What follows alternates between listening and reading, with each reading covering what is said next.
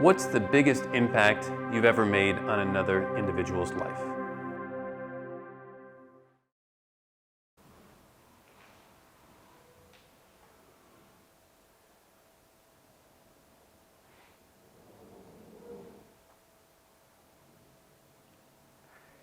I think I felt I helped a woman find unconditional love in her life from a place of integrity and love and trust, and that was something that she didn't think was possible in her life. And it was a two-way experience, to be fair. That's beautifully big. What's your name and where are you from? Yeah, I'm Steve Tappin. I'm from originally a town called Harrogate in England, which is in Yorkshire. And nowadays I'm a homeless entrepreneur who travels the world serving leaders. I'm very fortunate to be able to share that with you. The journey is just starting, right? Yeah. What did you study and which university did you graduate from? Yeah, so studying, I was going to go and do a degree, and basically what happened is my mum found out about a job with a company called ICI, which was like the biggest chemical company in the world at the time. And fortunately I was one of, there was 3 of us out of 700 became employed by that employer. So and what I did was I studied to become an accountant.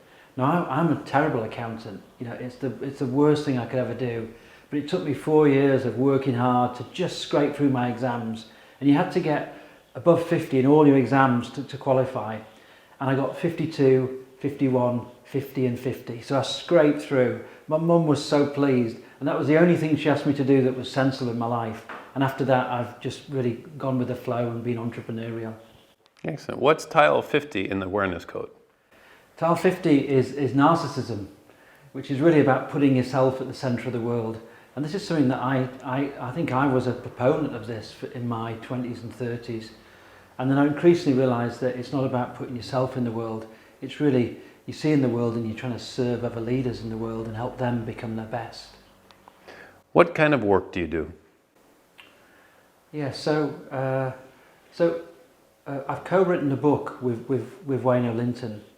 And the book is really, it's called The Awareness Code. And it's really a book to help people become extraordinary. And what the book is, inside it's got a periodic table. And what we do is help people understand the inner periodic table of their awareness.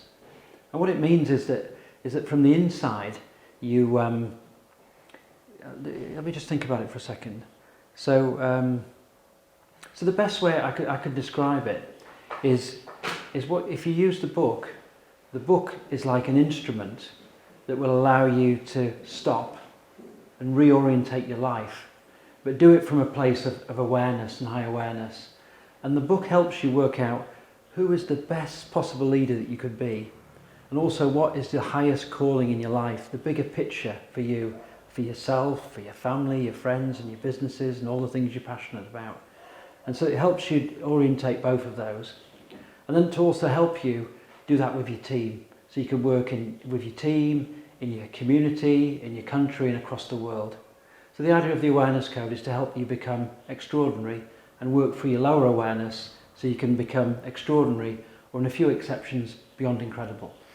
Well, I'm grateful because a friend of mine, Matteo Berlucci, introduced me to the book, and he knows how much I love reading. And every once in a while you're fortunate enough to get to know the author, speak with them, and collaborate and do something big.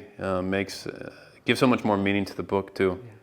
And why did you decide to become a beyond incredible advisor at Homeless Entrepreneur, and what impact do you aim to achieve thanks to this collaboration?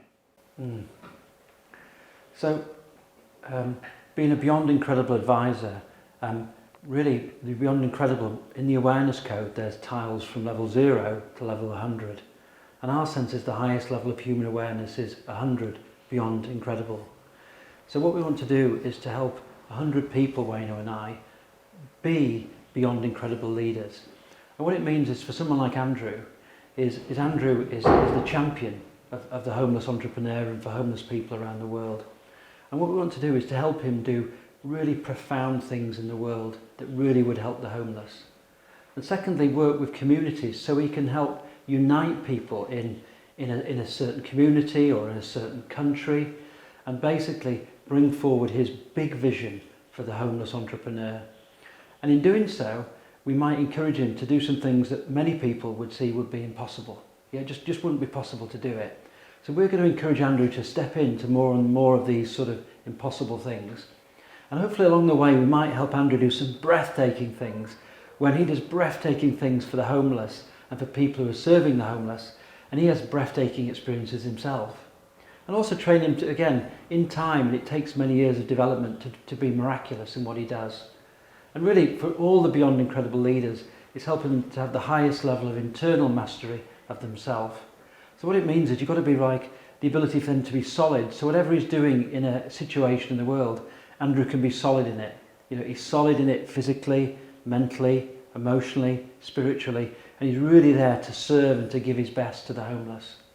So that's a bit of a flavour of what we do.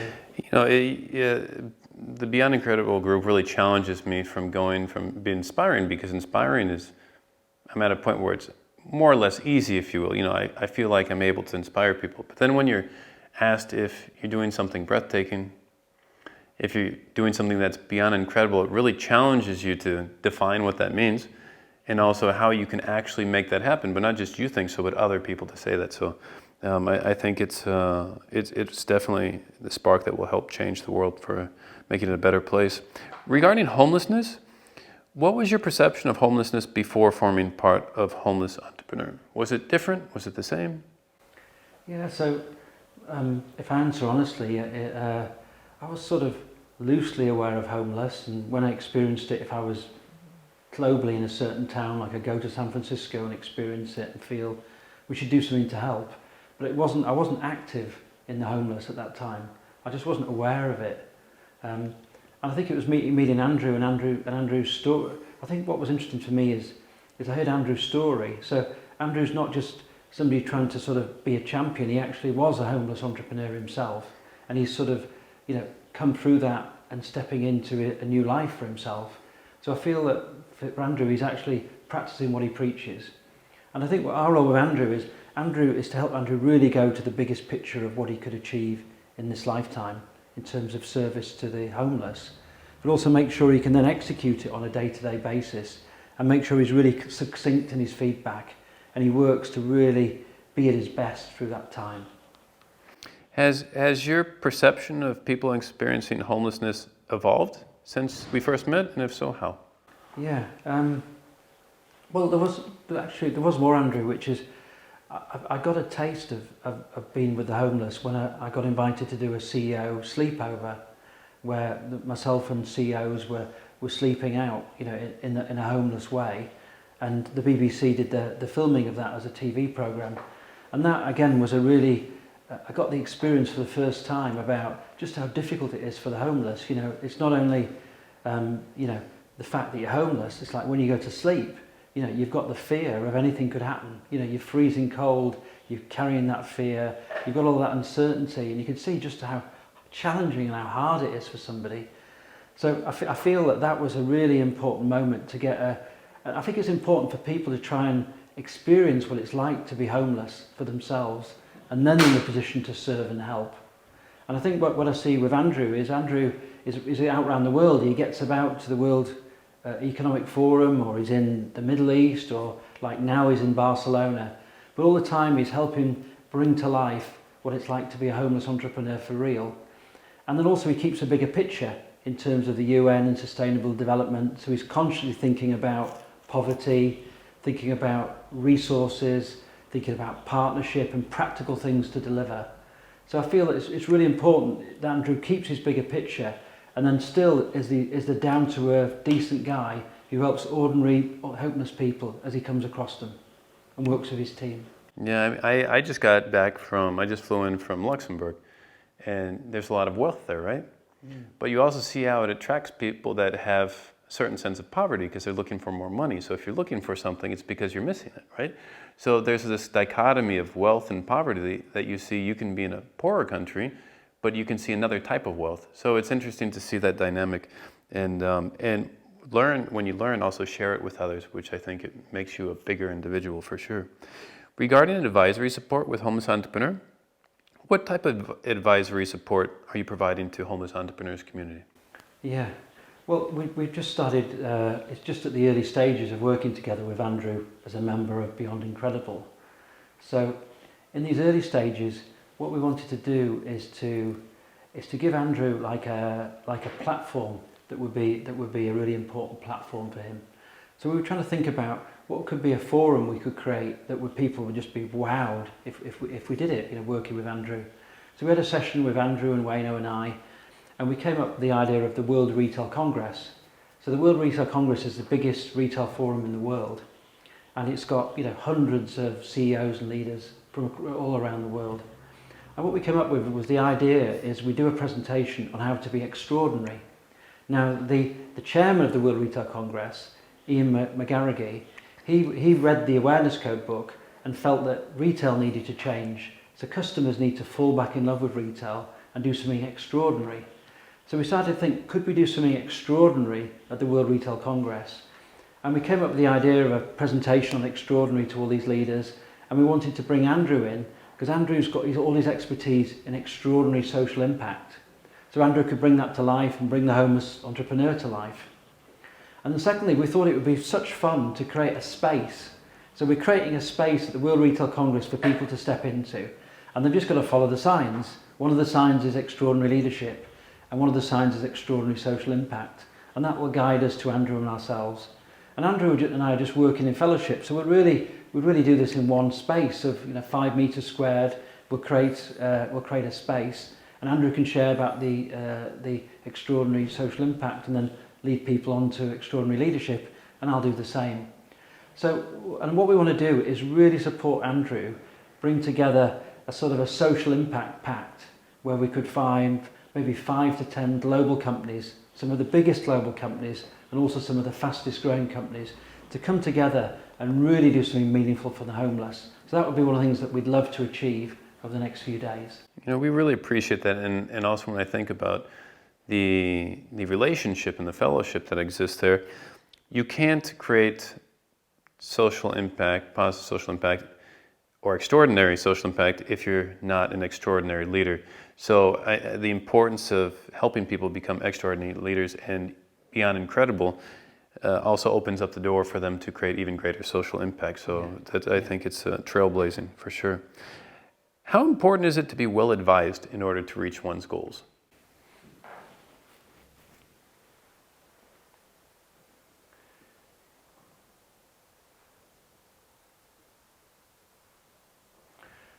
So my sense is, in terms of advice, that obviously we can try and get there on our own, but the idea of, I've always believed in fellowship, that you can get a fellowship of people that you really trust, believe, care and love you, who support you on your journey.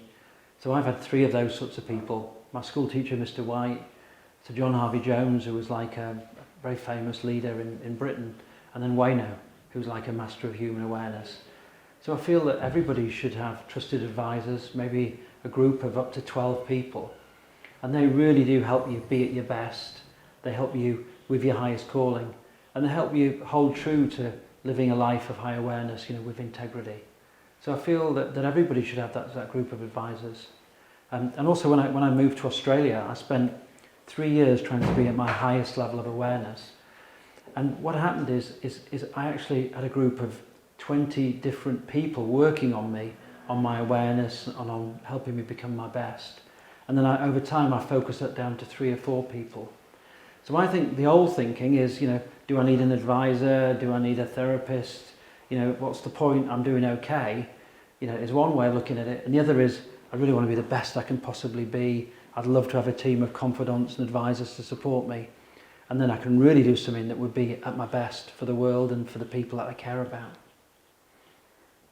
What is tile number 70? Do you remember that one? Yeah. So tile 70 is about being receptive. And receptive is basically being present in any moment. The ability to tune in, to be really present. And then really from that place, you can tune in and witness a situation. And we train leaders to use their witness mind. So not to jump to conclusions, but to witness things, slow it down, not have any judgments, and then come into that place where they're witnessing things, they're open-minded, and they trust themselves. So they've got a level of trust in themselves, and they trust other people that they're with, and then they can connect with somebody at a much deeper level. And when you're in that deeper level, you can really sort of see the highest potential for you and the other person, and you can exchange information and knowledge from that place. And as you do that, then you can really collaborate together in something that would be great. You do it from integrity, and you find a win-win for everybody. And then you can be agile as it develops, and you might even get a wow moment, and then you can be in flow. And I think, you know, that's what I've found with Andrew is, in increasing the last few weeks, we've gone from two different people looking at our highest callings in our lives, and now we're trying to really work in flow together and really find the best for each other in what we do and the best for the other people in all situations. No, I think at the beginning it's a huge challenge to align yourself with your higher calling within others and making sure that it's aligned and in fellowship. But when you start doing it, the value there goes way beyond any possible effort that takes place before, for sure. Yeah. What professional milestone are you the proudest of, and why?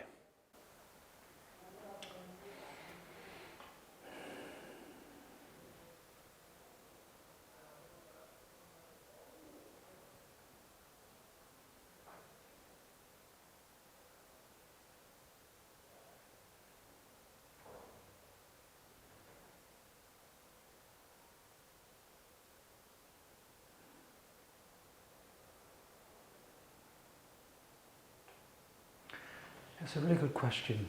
When you were asking that question, I was initially thinking back through my life and thinking, I don't really feel I've achieved that much.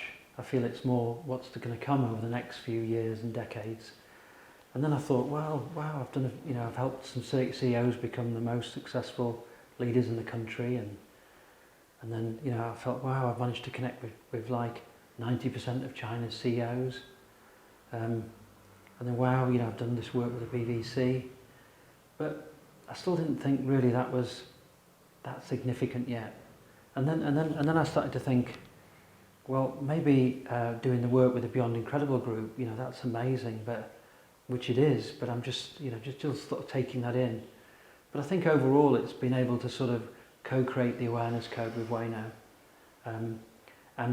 and really, my sense is the awareness code, the depth of the awareness code came from Wayno and his 40 years of life and 40 years of doing one-to-ones. I think he's done over 34,000 one-to-ones with people. So Wayno, literally, his depth of human awareness is just incredible. And then to be able to work with him in fellowship and then really bring my external world of highest call-ins and CEOs and what people can do in the external world together.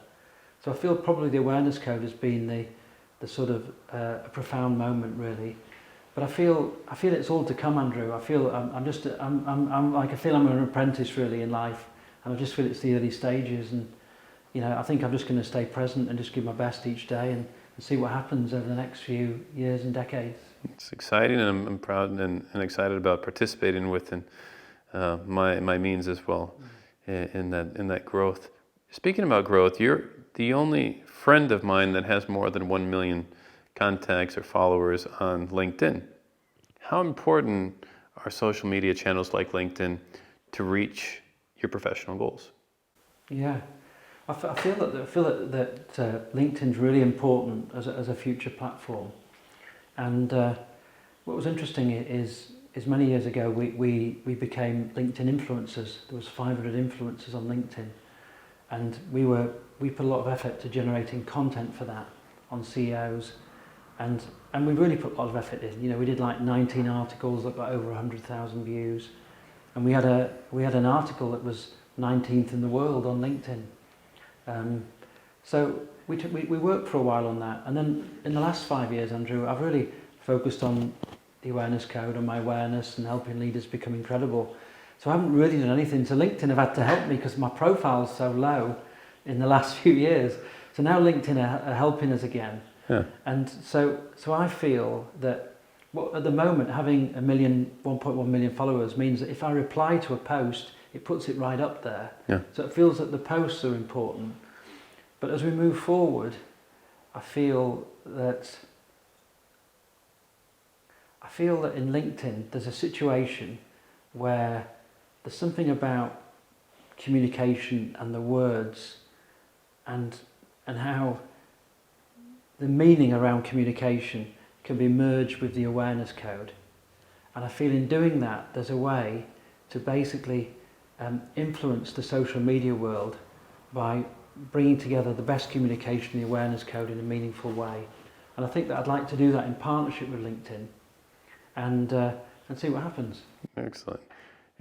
What's one challenge and one benefit of collaborating as an advisor for homeless entrepreneur? One challenge and one benefit.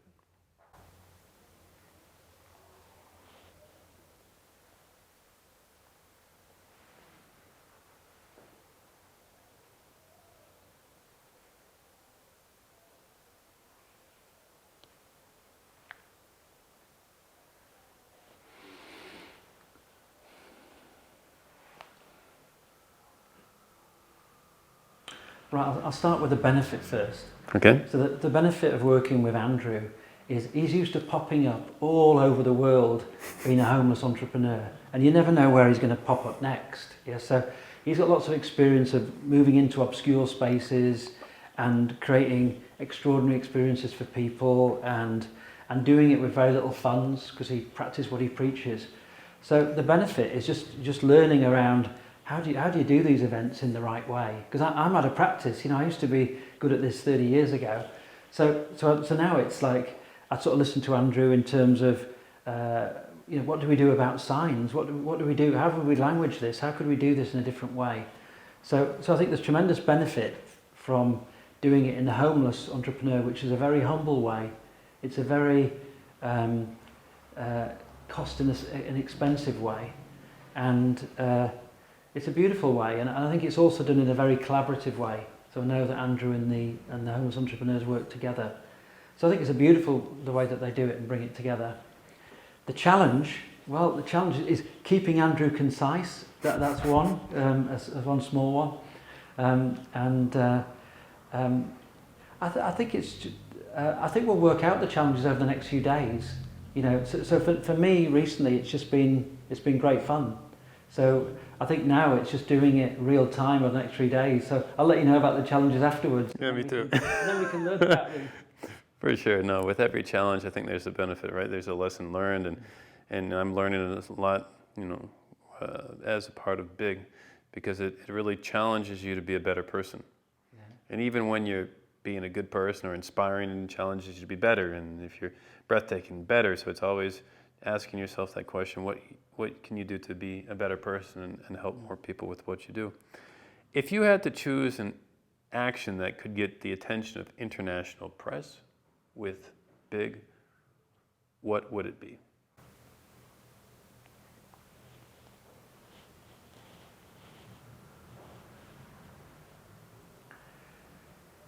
I think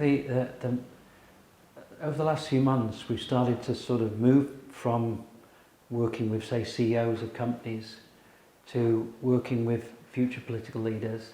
Then we've started working, coming to an industry like the World Retail Congress and trying to help transform an industry. And then we started going to a country and sort of working with the future CEOs around how to reinvent the country. And I think what's exciting is the ability to come into a forum like the World Retail Congress and try and do something to help retailers become extraordinary. And then as we do that and we learn from that, we then go to the Middle East and do a forum around helping people in the Middle East do something extraordinary. And then we might go to Africa, to go to Zambia in November, where we help do something extraordinary for the country of Africa. And then by then we might go with Andrew to the World Economic Forum and actually do something extraordinary at the World Economic Forum, where what we're talking about, bigger picture, gets delivered in practice on a day-to-day basis. So I think there's like a domino effect, Andrew, that's just going to ripple through. And we're just setting our first dominoes rolling.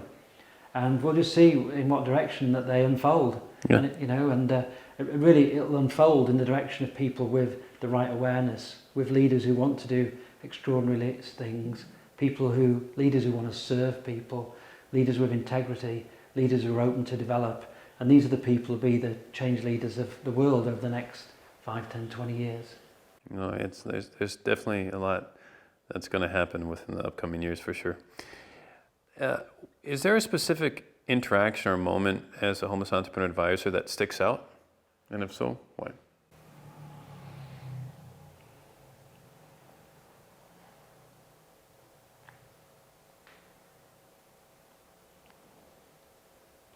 For me, the way I remember, I think of the homeless entrepreneur, the sort of moments, it's really funny, that little moments can really mean a lot.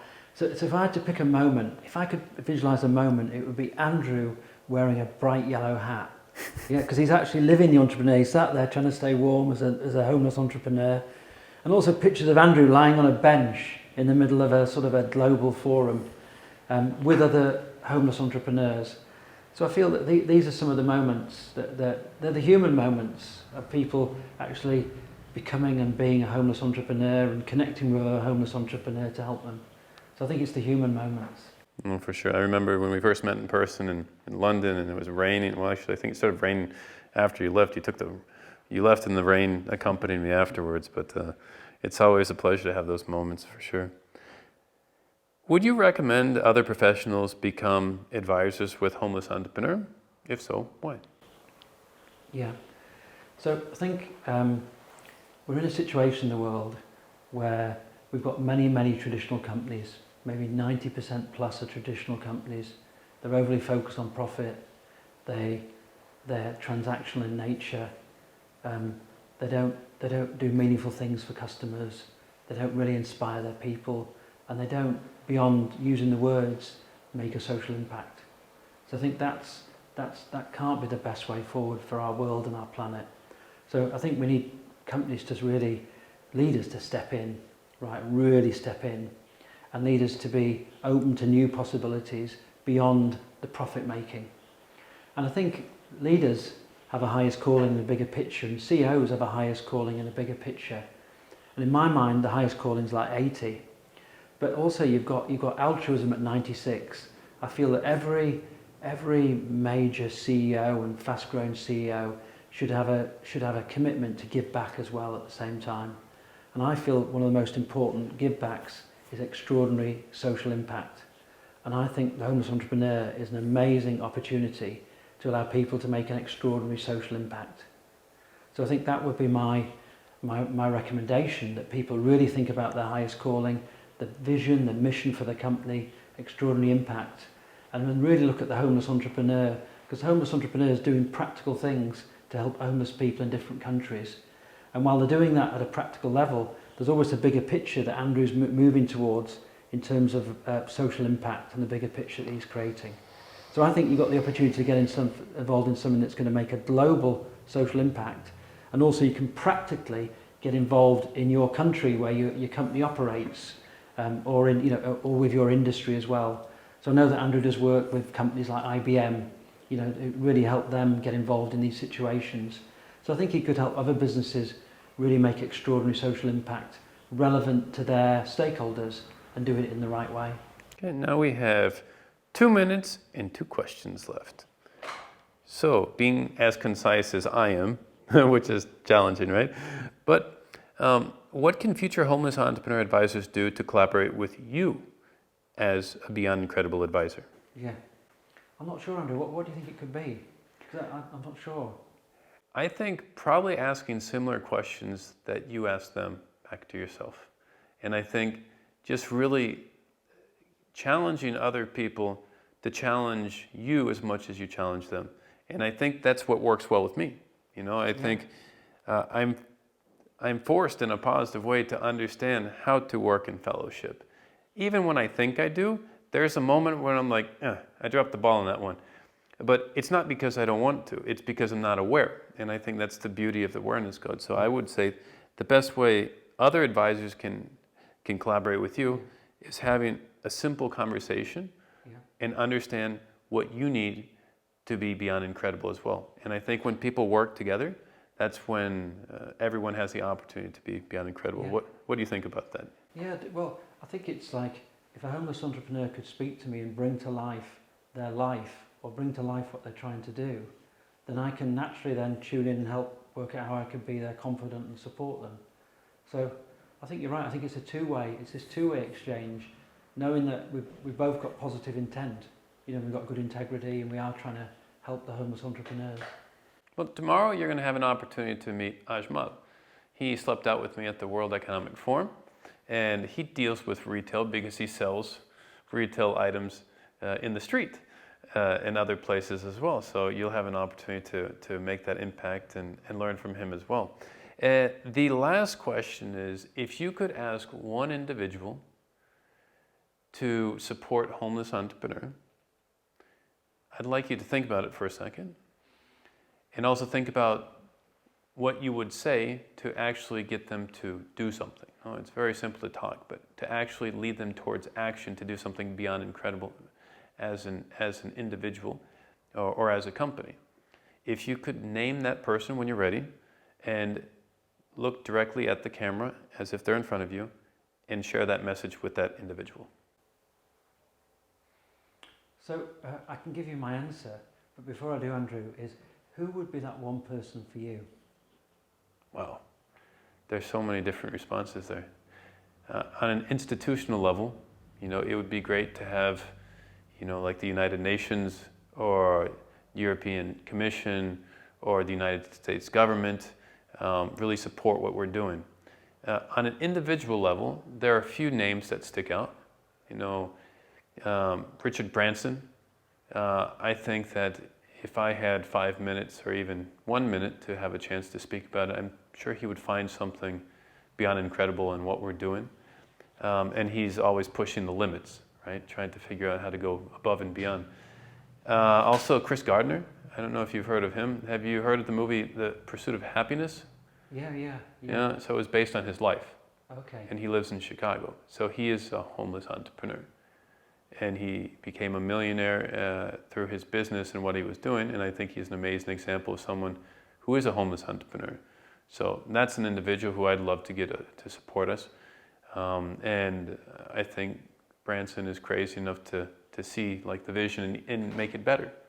So, you know, we're looking for people that have the funding, and we're looking for people that have the vision, and also that are willing to take a small bit of their time, which means so much to our community and also those that we're helping in the future, to create a new change in the status quo. Status quo is very difficult to change because it's supporting the status quo. Yeah. So people that are able to really make those changes within the public-private collaborations. We're very thankful for IBM and all the support. There's been a before and after with their support. And now we're in the process of finding future partners as well and growing as well with IBM to make that happen. Because we're working with people near Chiclayo in Peru who were affected by floods. So there's a regidor, which is a small local politician, who started sending us videos through the Voices program to Uganda. We sent them smartphone technology so they can help give people a voice, and they're using IBM Skills Build there as well, up to the uphills of Sri Lanka, which is challenging because they send videos in Tamil, right? So that we're breaking language barriers, we're breaking opportunities for people to be able to become active working citizens, and we're just looking for people that care and care enough to ask us how we can be better and support us economically as well so we can become sustainable. And ask those questions. Those are two individuals and what it would mean to us. Okay, great. Well, so first of all, in terms of Richard Branson, so I know Richard Branson reasonably well. Richard Branson was the first person that my daughter met in her first ever meeting. So I was running an event in France where I hosted a panel with him and I did a BBC programme with him. And I also I've had many of Richard Branson's management team work with me at Beyond Unity. So my message would be to Richard. Richard, how are you doing? Wonderful to catch up with you. So Richard, you know, in your life, you started off as a corporate entrepreneur and then you developed into a missionary-based entrepreneur. And I can see how much you've tried to do in the world, you know, like with Plan B and what you've done with Plan B and collaborating with other leaders in a community. And also I know how much you love your family, you know, your family and your grandchildren. So Richard, I'd encourage you to actually meet Andrew Funk. And basically, Richard, you've got a wonderful home, yeah, in the Caribbean, a wonderful home. But I'd encourage you to step out of your wonderful home for a while and become a homeless entrepreneur with Andrew Funk. And just go on a little bit of a journey, you know, around America, maybe show him a bit of the work you're doing in the space world, come over to Europe, maybe even spend some time in China, which I think is a missed opportunity for Virgin, and maybe loop back to Australia and then come back through America. So I'd encourage you to do some homeless entrepreneur work with Andrew.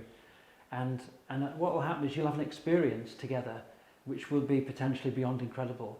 And I think that beyond incredible experience is something that you can bottle to add to all your other amazing, extraordinary experiences, and then share that with your family, and they can pick up and support the homeless entrepreneur in the future. So I look forward to introducing Richard and Andrew together, and I'll send an email to try and initiate that next week when I get back from the World Retail Congress. Great. Thank you very much, Steve. Really appreciate your time and most importantly, your friendship. Thanks, Andrew. Always a pleasure. Thank you. Thank you very much. Thank you. Any feedback, Andrew? Perfect. Hopefully they can cut. I think you're as concise as me. No, it's okay. No,